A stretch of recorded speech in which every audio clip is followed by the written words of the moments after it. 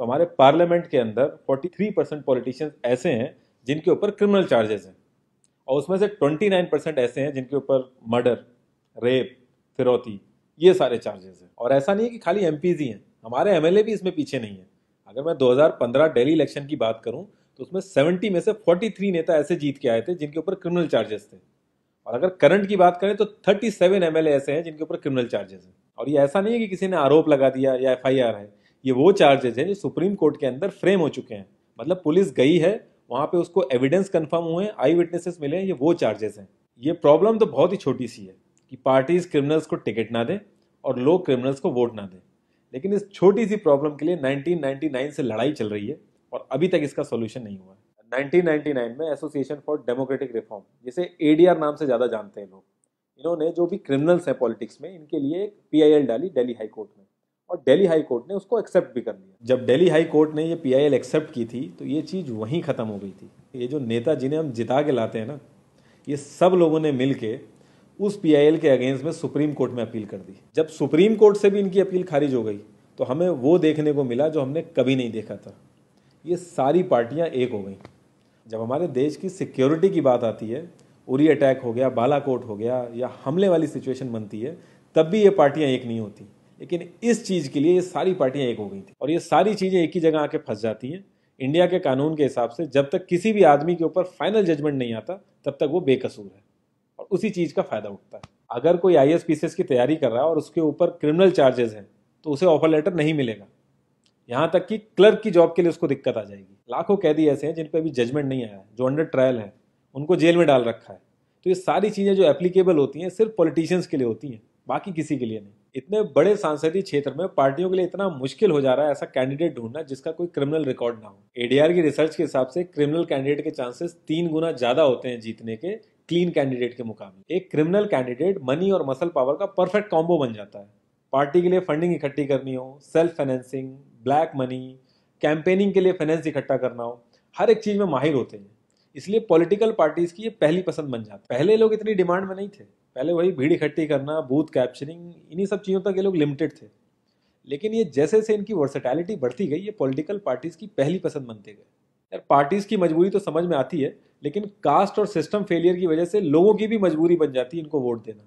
आज की डेट में यार एफआईआर करने के लिए भी आपको जुगाड़ की जरूरत होती है, लेकिन वहीं अगर आप अपनी कास्ट वाले नेता के पास जाओगे तो आपका काम हो जाएगा, थोड़ा बहुत आपका हिसाब किताब देखेगा, आपका काम कर देगा वो।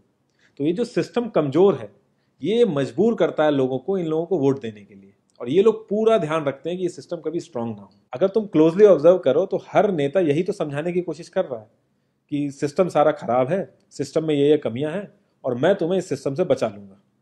और गरीबों के हक के लिए लड़ते लड़ते लड़ते वो खुद अमीर हो जाता है। यार जीतने का एक सुपर हिट फॉर्मूला है, एक एरिया डिसाइड करो, उस एरिया की कास्ट कैलकुलेशन कर लो, जो कास्ट मेजोरिटी में है उसका रॉबिन हुड टाइप या एक बाहुबली टाइप एक नेता खड़ा कर दो। जो सिस्टम काम नहीं कर पा रहा है वो काम तुम करने लगो, लोग तुम्हें वोट देने लगेंगे।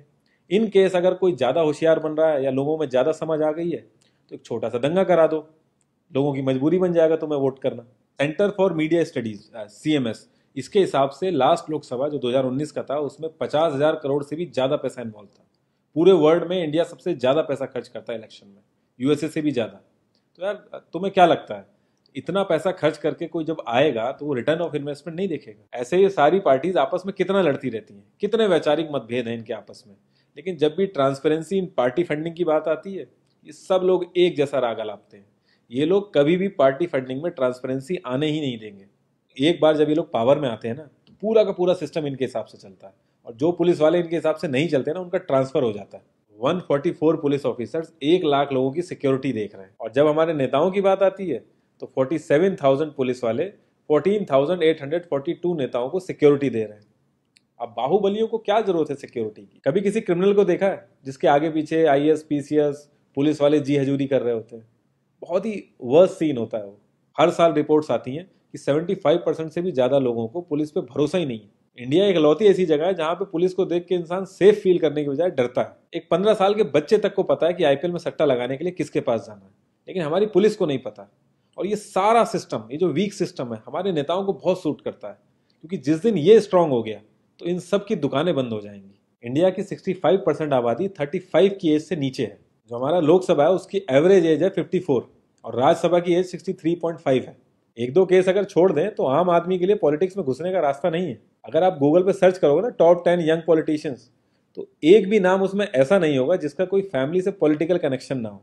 आज़ादी के बाद से 0.5% से भी कम पॉलिटिशियंस ने अपने बच्चों को आर्मी में भेजा है। वहां नहीं भेजते ये लोग।